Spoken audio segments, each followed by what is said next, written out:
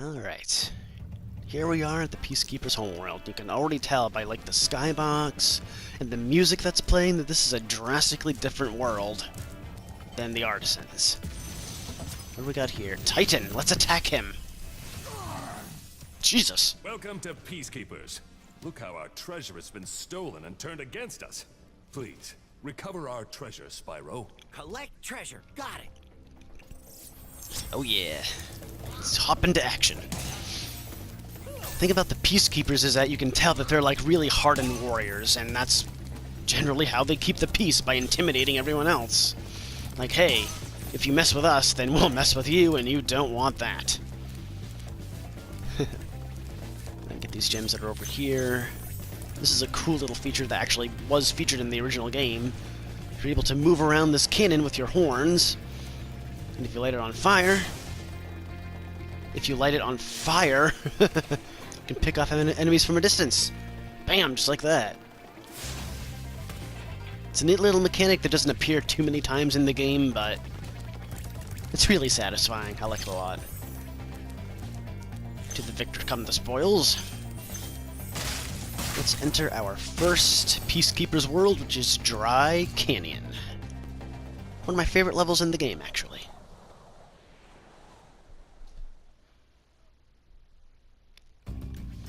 And here we are. Let's just get rid of this guy right away, because, you know, he was looking at us funny. Gotta get rid of him. Yeah. These windmill chests here. I remember when I was a kid, it actually took me forever to realize that those things could be opened just by flaming it 3 times in a row. A little bit embarrassing. This is also the first level that introduces these kinds of chests. I'm not really sure if they have a specific name, but...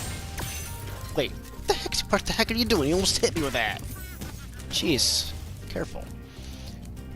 They're chests that if you, like, charge or flame them, a gem pops out, and this also took me a lot longer to figure out than it probably should have, that if you hit that, you actually have to jump up and collect the gem yourself when it does that. Honestly, those chests are kind of annoying. Look at this, another thief who's going to be mine. Yeah, those kinds of chests where you have to, like, flame it and then jump up to grab the gem are kind of annoying, which makes me glad that they never made a comeback in any of the sequels. Gotcha. You can see there's a dragon all the way up there. How do we get up there? I will show you, Grasshopper. Also, I love when you flame these. It has like a little... It kind of just like withers a little bit, and then it just shakes all the ash off.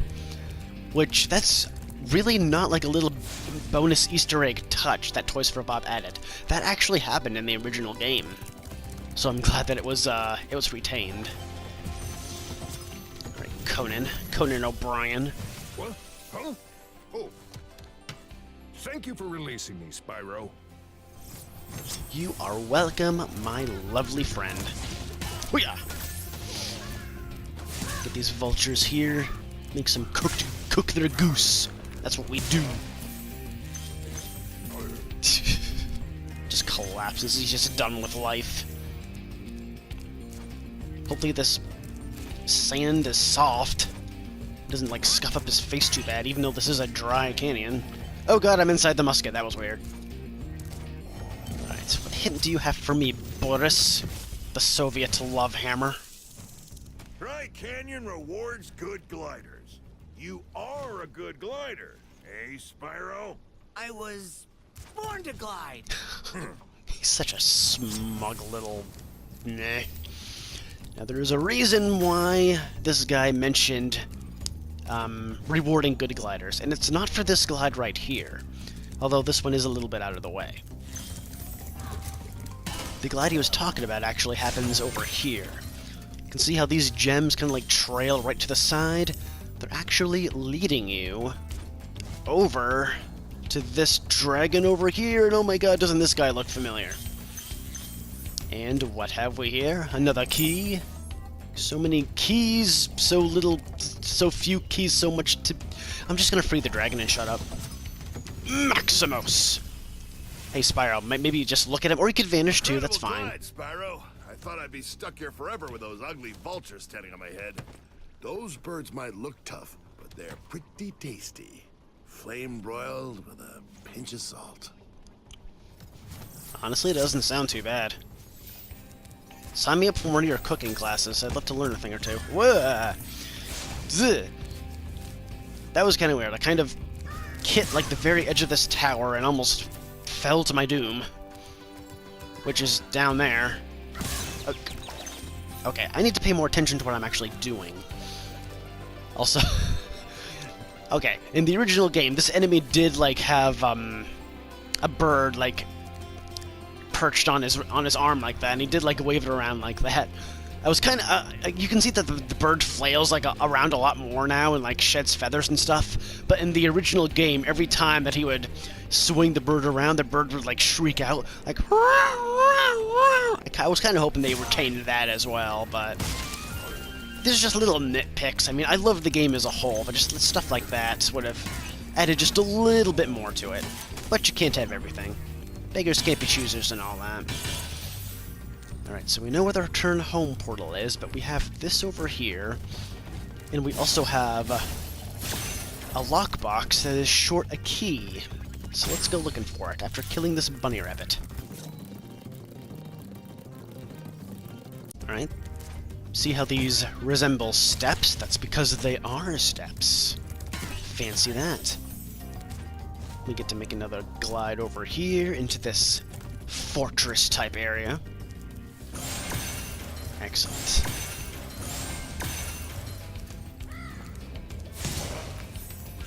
And just plow through these guys, because that's just what we're best at. Oh yeah. And now we got enemies galore just all over the place. Gotta love it. God, I wonder how those birds would taste. I wonder how just straight up buzzard would taste. Probably not that great, considering they pretty much just eat long dead things.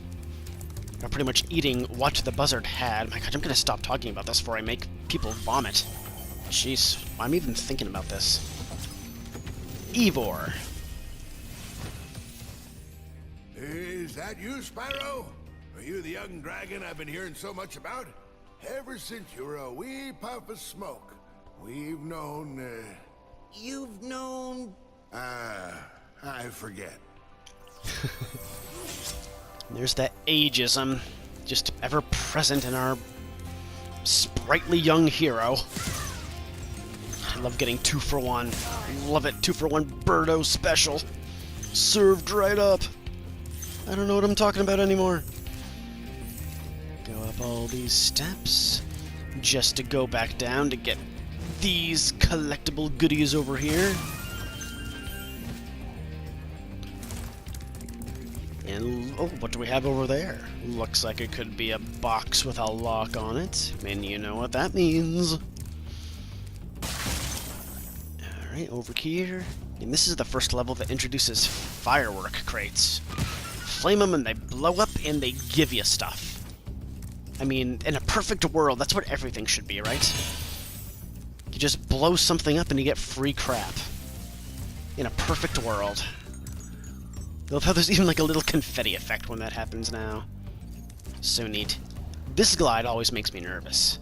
Because you just barely make it. Alright, and this should be the rest of the gems. There's a lot of them, definitely. And look at that. 100%. Now we're a little bit of a ways from the return home portal, so usually what I do, if that's the case and I've 100%ed level, is go to the pause screen and exit level. And all of your collectibles will be retained. You can just go on your merry way.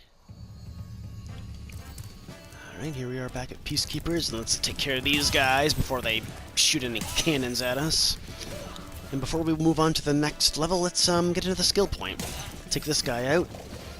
And these guys just... they know who they're messing with now, and they get scared of these tents here. These tents can be burned right down. Look at this guy, he's such a little pansy, so scared. But if you turn away from him, that happens. Yeah, actually, charge him. That was weird. And before you ask, yes, that is something that actually happened in the original game. These Norks would actually just straight up moon you if given the opportunity. See, we get a skill point for scaring 6 of these guys into tents. And it was like a bit of a talking point. Like, is the Reignited trilogy going to have unadulterated Nork booty, for lack of a better phrase, in it? Let's go to this level called Clifftown. It was actually revealed, pun partially intended, that it would, because on the ESRB's description of the rating of the game, that this version of the game got an E10. I think it said something about like comical partial rear nudity or something along those lines. And it was like, oh god, that's awesome! I just flies so far into the air like that. It was like accidentally confirmed that Nork mooning would be a thing in the game, and people were like a lot more excited about it than they probably should have been. To this guy here. Yeah.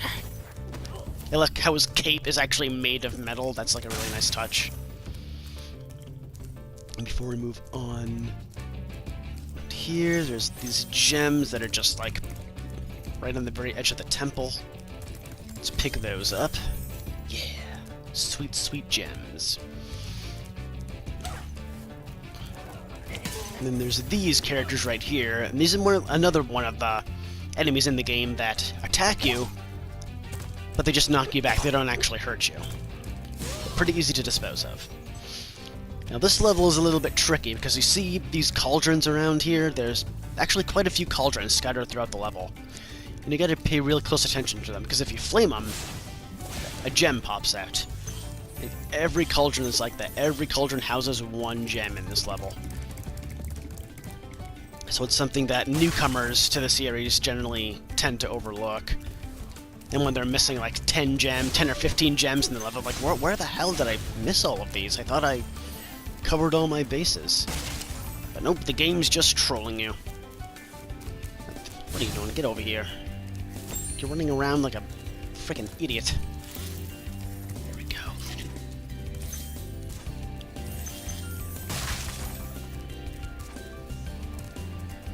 This is like probably one of the redesigns for this remake that is the closest to the original. There isn't really a whole lot of stuff changed. I mean, it still looks fantastic, but they didn't really take a whole lot of creative liberties with this one. Everything is pretty much the way that it was originally. Not complaining, though. Except for that dragon. That dragon looks awesome. Metal armor anyway. Remember, Spyro, flame won't work on metal, but charging with your horns, that should do the trick. See, he looks like such a badass, and yet he sounds like T.J. Miller. Kind of a weird, casting choice there. Right, this thief. He has, like, the shortest route of any thief in the game, or one of the shortest routes, and yet he's one of the hardest to catch up to. Because you gotta take all these tight corners, and you risk, like, butting your head on the edge of, the building there. So this guy's just a pain in the butt. Ugh. Sometimes if you, like, get close enough to him and then flame really quickly, you can, like, get him really... like, I was gonna say like that, but that didn't work. Oh my god, get over here! Ugh.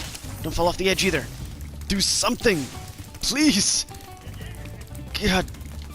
There we go. God, that guy's annoying. Alright. Take these guys out. Yeah. And there's some... Oh! Didn't realize there was enemies over here, too. There's some bonus gems and other goodies underneath these bridges here. I'll get to you later. You don't scare me. Okay, that sounded kind of weird. That kind of gave me a little bit of a chill. Could you maybe not do that? Sounds like you want to eat my face. I'd rather you not do that.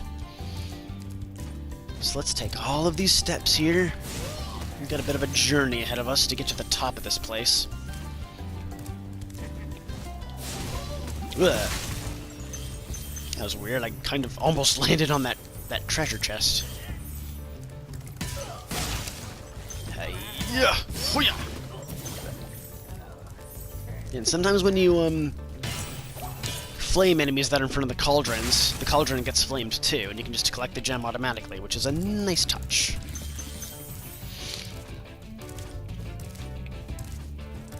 Just hoppity hoppity hop your way to the toppity toppity top. There's a dragon there, but there's also this, the return home portal, with a whole bunch of gems surrounding it. Look at that. Now let's get this dragon.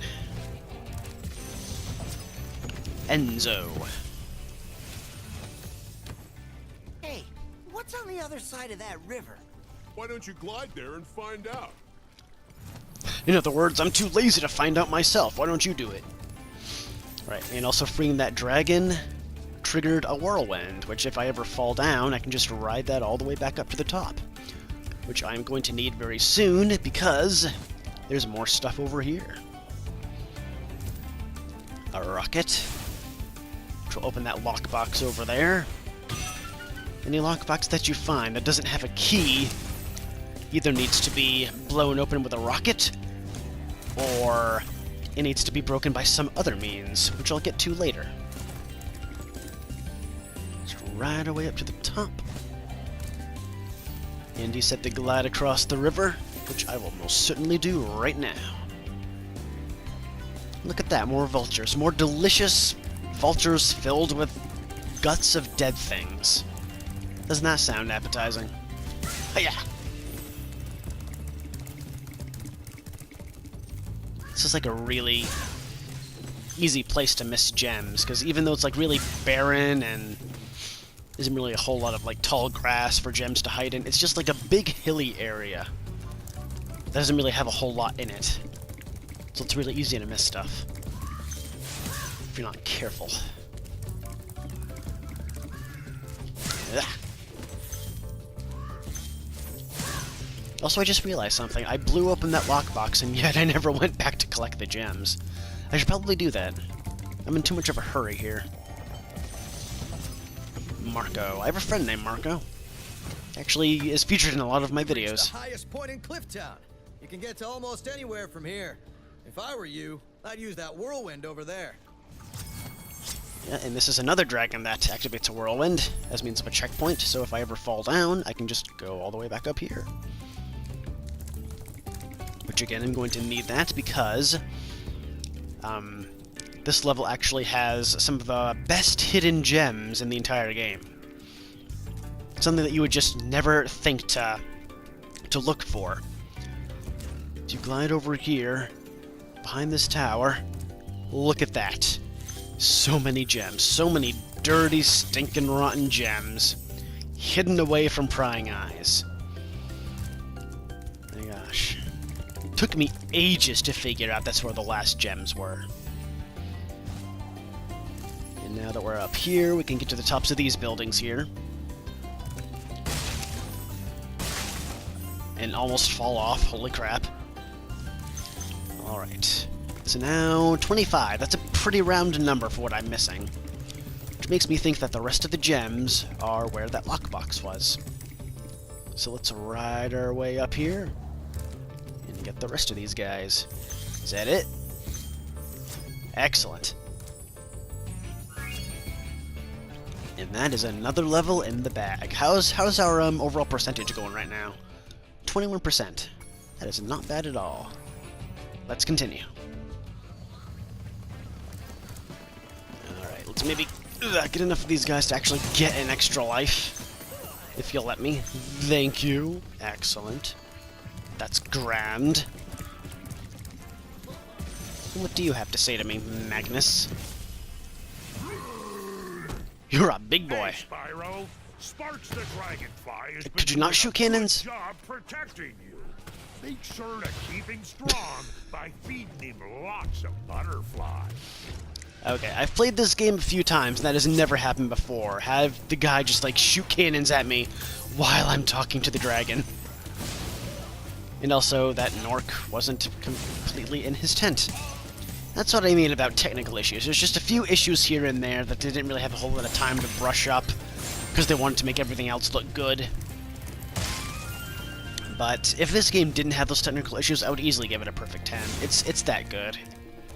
What do you want? I can't believe how fast you found so much stolen treasure. Yeah, I already have enough treasure to go to the next world. Also, my tail is in the pier.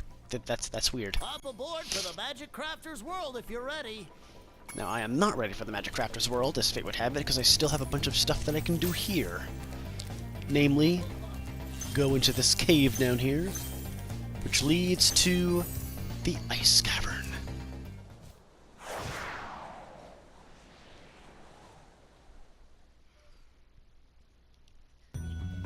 Alright.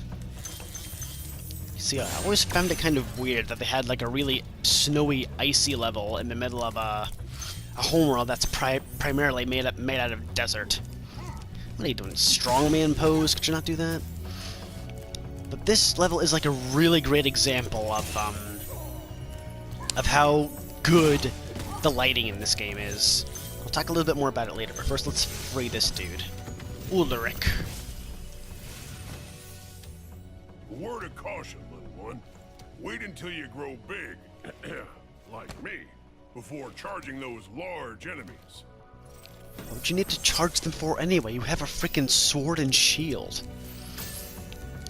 But yeah, as I was saying, the lighting in this level is really good because everything has just like this blue tinge to it. Really, I feel cold just looking at this right now. I mean, yes, it is like almost winter time where I am right now, but I do have the heater on, and I'm like really pleasantly cozy in my apartment right now. But just looking at this just gives me a chill because everything is just so blue. It's just like the other desert levels that have like that really orange glow to them. They make me feel, they almost make me sweat a little bit just looking at them.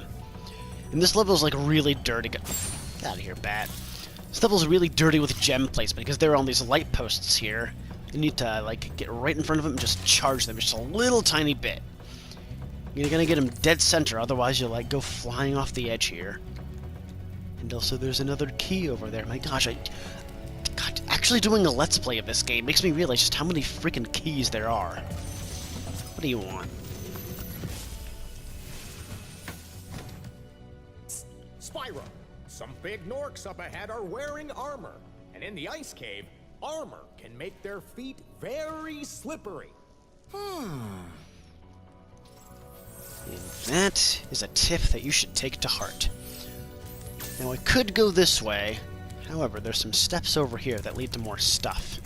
And I can't just leave stuff like this lying around.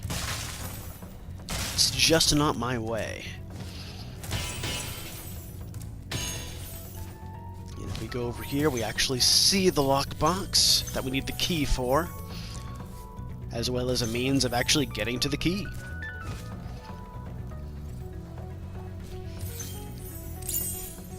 Now this part of the level actually forces you to go backwards through it a little bit, because the only way we can get back up to that lockbox is to climb those steps that we did earlier. So, we need to go through this cave over here and rescue Andor. Thank you for releasing me. Yeah, some dragons still just say thank you for releasing me, because they probably ran out of ideas too. There's some that say thank you for releasing me, Spyro, thank you for freeing me, just crap like that, just to mix it up a little bit.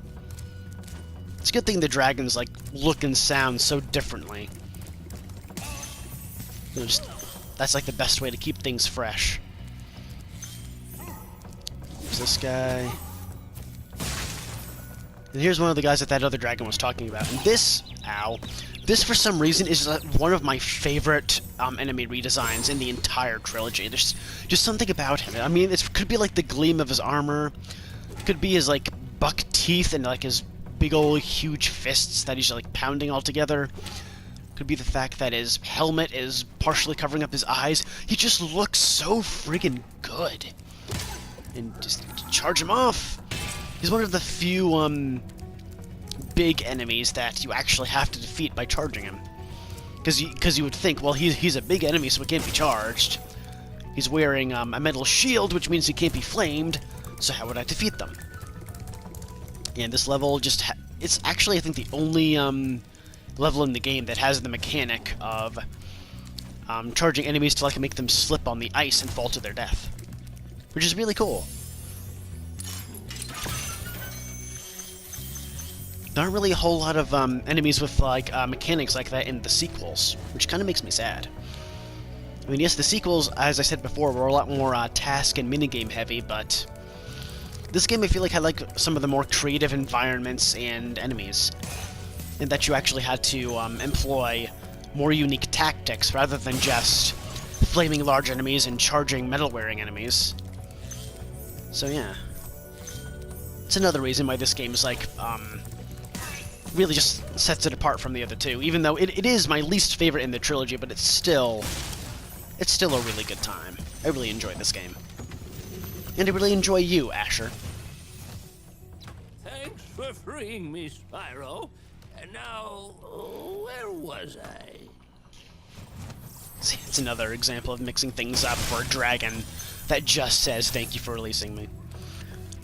Now, there is a cave over there, however, you can plainly see that there's gems on these little brick platforms here, and you can actually use them as steps to get to this area over here, with even more big Norks that are wearing metal. And also Norks that are wearing skis, because it's adorable.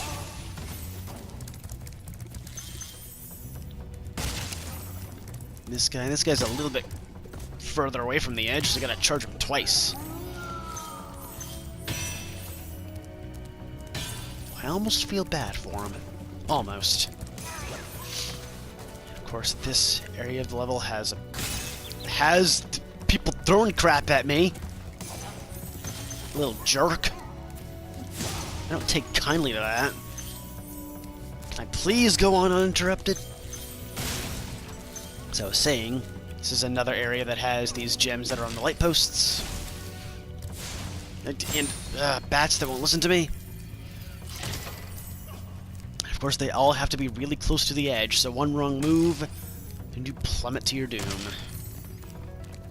This game's very tricksy like that. Very tricks are for kidsy. Hoo-yah! Hit him right in the chest. Right where it hurts. Ugh. Snowball's chance that you'll live today. How about you? Ragnar. Is your last name Ankh? Because that would be awesome. You've done well, Spyro. Some dragons thought you weren't ready, but I knew they were wrong. I'm ready, all right. Ready for what? And then he just doesn't tell me because the dragons like to be enigmatic once in a while.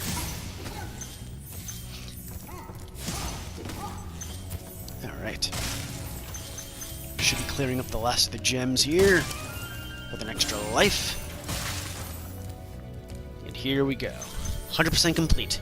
However, there is a platform up here, as you can see, with 3 extra lives. Now, how do you get to that? Well, let me show you.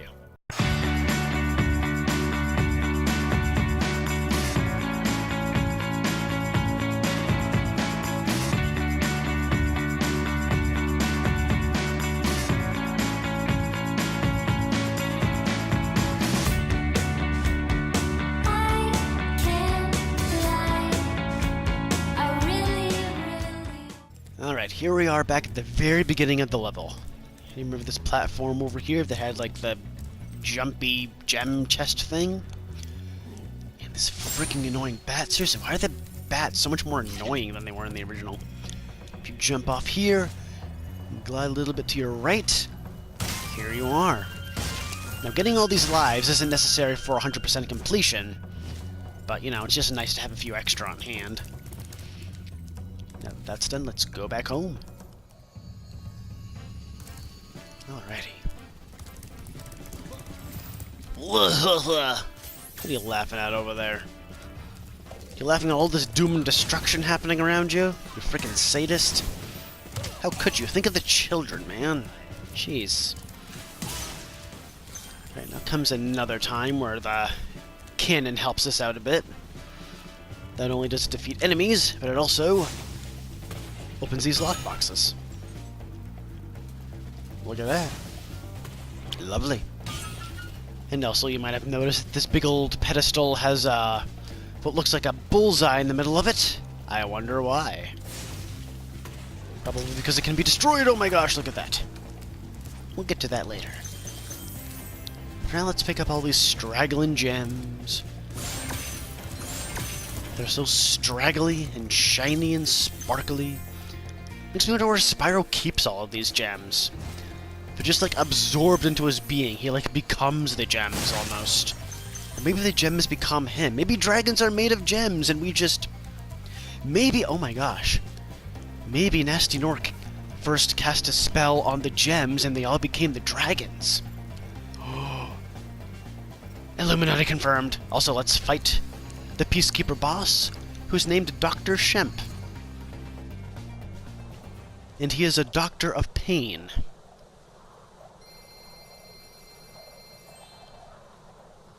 Hehe, 2020. I have 2020 vision.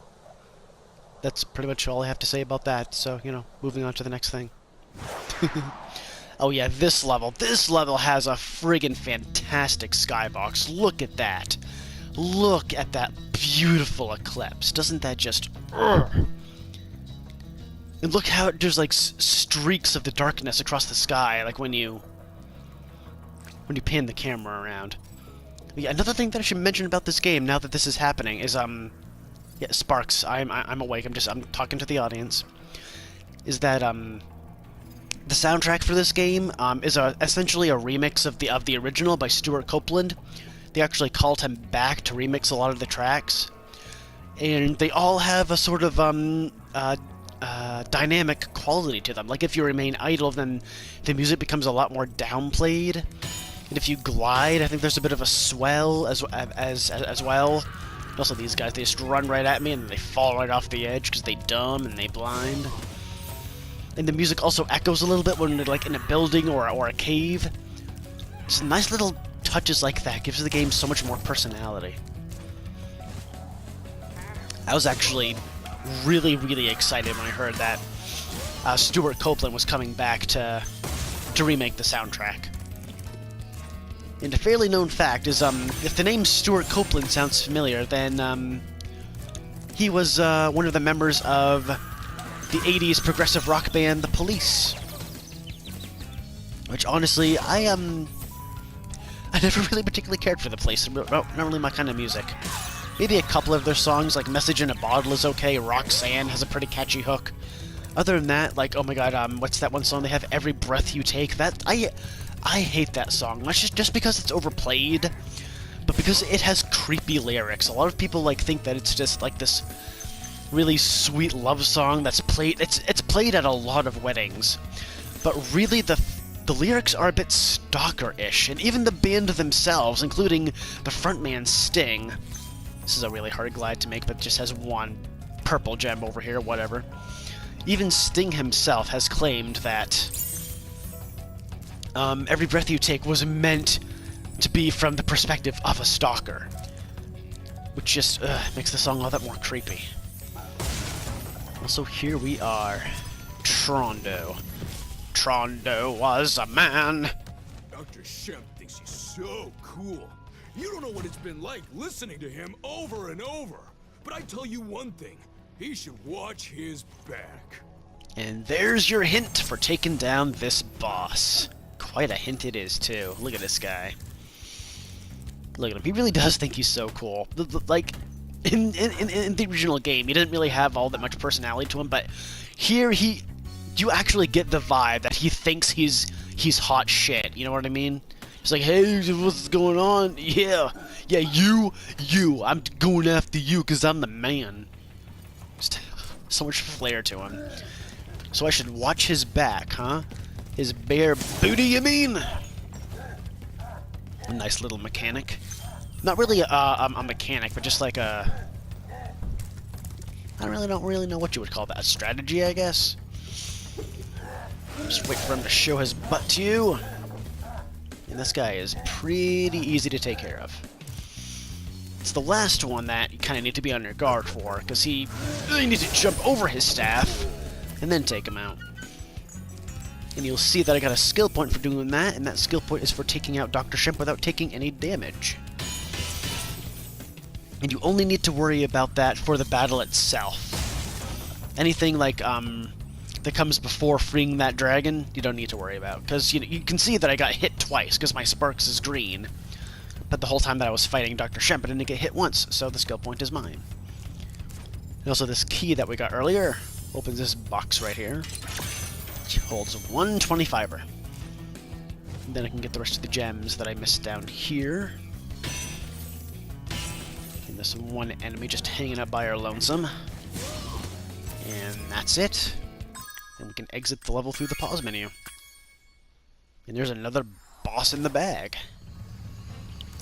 Alright, and there's one more level in Peacekeepers, and then we are 100% done with this world. And one thing that I should point out while I'm still kind of talking about Sparks is his color does change whenever you get hit to indicate how much health you have. But one really cool detail that I didn't really notice at first was with the PS4 controller, the little light that's on the front is actually the same color as Sparks is at any given time. Like right now, the light is green, and if I get one butterfly, then it becomes blue. If I get another one to top off his health, it turns yellow. And if you have no sparks at all, then it turns red. And just little things like that, just nice little Easter eggs, nice little tiny little touches that just give the game so much more weight, I guess. Alright, it is time for Night Flight. This is not the first flight level in the game, but it's the first one that, like, you automatically find without any real instruction. There was one in Artisans, and I actually purposefully missed that, but like I said, we'll get to that later. Now, the flight levels, they don't really give you a whole lot of explanation for what you're supposed to do. But first you fly through all these rings, and they add to your timer. You see that up in the upper right corner. There's 4 different sets of 8 things that you need to do in each flight level. Like, I just flew through all the rings, and now I need to flame all of the chests. Each one of those adds 2 seconds to my time.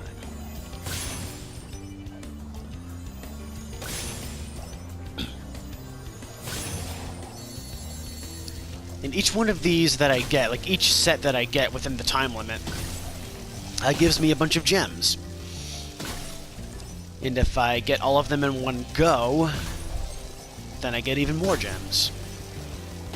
So it's just like a really quick and easy way, well, not really easy way in a lot of senses, to earn treasure really quick. Getting all these lanterns. These lanterns kind of have goofy hitboxes in this version of the game. Like, flying just in general is kind of goofy. It feels a lot stiffer than it did in the original. And the camera follows you a lot more. See, every time I do this, I just, like, barely get it. And then that's it. Bam! 300 gems. Easy as that. Night Flight is probably the easiest flight level in the first game, because everything is just, like, in order. And there's even fairies that hold, like, arrow signs to point you in the right direction. And there's just one right after the other. Just get all the rings, get all the chests, get all the arches, get all the lights. The other flight levels in the game are a bit more, shall we say, haphazard in the order in which you're supposed to get everything. With one flight level in particular, being the crowning jewel of haphazard flight levels, but we'll get to that when we actually enter the level. Alright, let's finish things up in Peacekeeper's homeworld, like this thief right here, who's actually pretty darn easy if you get him quick enough. And oh my gosh, another key! How many keys does that make total now? I'm gonna put how many keys there are I've found total in the game so far right here, so I can just gape in awe at how many keys there are in just the first 2 worlds. Gunner, how appropriate.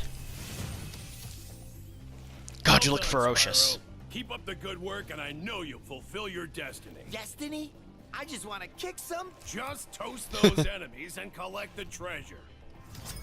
Yes, let's keep it E10, Spyro, even though I have cursed a couple times in this playthrough so far. I've been trying to keep it fairly clean.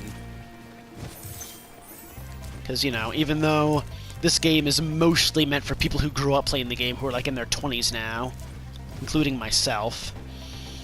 I know there are a few kids who want to know the world of Spyro. Alright, so there is this cave over here that has kind of a goofy glide to get to, but look at that. Another lockbox. Excellent. So this should be it for gems. Super. So let me just double check to make sure I have everything in the game so far. Yeah, there should be 6 levels in each world. That includes the home world. So yeah, I have 100% so far, which is 32% overall. Excellent. And now it's time for another change of scenery. We've been in this desert for long enough.